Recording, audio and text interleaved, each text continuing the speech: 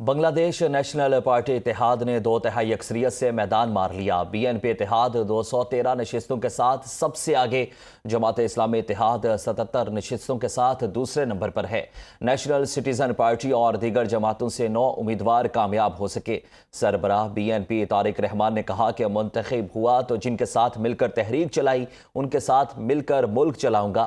حامی اور کارکن سے کسی بھی قسم کی ریلیوں یا جشن سے گریز کی اپیل۔ امیر جماعت اسلامی بنگلہ دیش ڈاکٹر شفیق الرحمان ڈھاکہ سے جیت گئے۔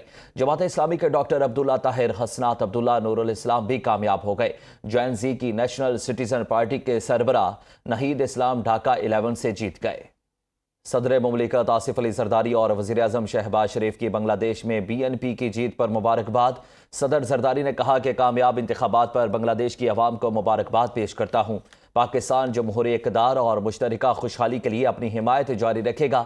وزیراعظم نے کہا کہ بنگلہ دیش کی نئی قیادت کے ساتھ قریبی تعاون کے ذریعے اپنے تاریخی، برادرانہ اور ہمہ جہتی دو طرفہ تعلقات کو مزید مضبوط بنانے کا خواہاں ہوں۔ جنوبی ایشیا اور اس سے آگے امن، استحکام اور ترقی کے ہمارے مشترکہ اہداف کو آگے بڑھانے کی خواہش کا بھی اظہار کیا۔ تبدیلی کے خواہاں بنگلہ دیشی عوام نے انتخابی عمل میں بھرپور حصہ لیا۔ پولنگ اسٹیشنز کے باہر ووٹرز کی لمبی قطاریں لگی رہیں۔ بنگلہ دیشی الیکشن کمیشن کے مطابق ملک بھر میں ٹرن آؤٹ 60.69% رہا۔ پوسٹل بیلٹ کی شرح 80% سے زائد رہی۔ مجموعی طور پر درست ووٹنگ کی شرح 70.25% رہی۔ 12,76,95,000 ووٹرز حق رائے دہی استعمال کرنے کے اہل تھے۔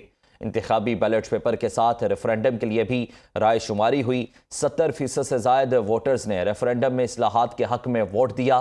پاکستان الیکشن کمیشن کے مبصر وفد نے بھی مختلف مقامات پر انتخابی عمل کا جائزہ لیا۔ بنگلہ دیشی حکومت اپنی مرضی سے آئینی ترمیم نہیں کر سکے گی۔ بنگلہ دیش ریفرنڈم کے اہم نکات: اہم آئینی تبدیلیوں کے لیے ریفرنڈم لازمی کرایا جائے گا۔ پارلیمانی کمیٹیوں کے چیئرمین اور ڈیپٹی اسپیکر اپوزیشن سے منتخب ہوگا۔ کوئی بھی سیاسی شخصیت 10 سال سے زائد وزیر اعظم نہیں رہ سکے گی۔ پارلیمنٹ میں خواتین کی نمائندگی بڑھائی جائے گی۔ صدر سزا یافتہ مجرم کو اپنی مرضی سے معاف نہیں کر سکے گا۔ صدر اور وزیر اعظم کے اختیارات میں توازن قائم کیا جائے گا۔ 70% سے زائد ووٹرز نے اصلاحات کے حق میں ووٹ دیا۔ بنگلہ دیش کے شہر کھلنا میں بی این پی کے رہنما محب الزمان پولنگ سینٹر میں گر کر جاں بحق ہو گئے۔ بی این پی نے جماعت اسلامی کے کارکنان پر محب الزمان کو دھکا دینے کا الزام عائد کر دیا۔ محب الزمان کو ہسپتال لے جایا گیا۔ ڈاکٹرز نے ان کی موت کی تصدیق کر دی۔ جماعت اسلامی نے بی این پی کے الزامات کی تردید کر دی۔ بنگلہ دیش نیشنل پارٹی اتحاد نے 2/3 اکثریت سے میدان مار لیا۔ بی این پی اتحاد 213 نشستوں کے ساتھ سب سے آگے، جماعت اسلامی اتحاد 77 نشستوں کے ساتھ دوسرے نمبر پر ہے۔ نیشنل سٹیزن پارٹی اور دیگر جماعتوں سے 9 امیدوار کامیاب ہو سکے۔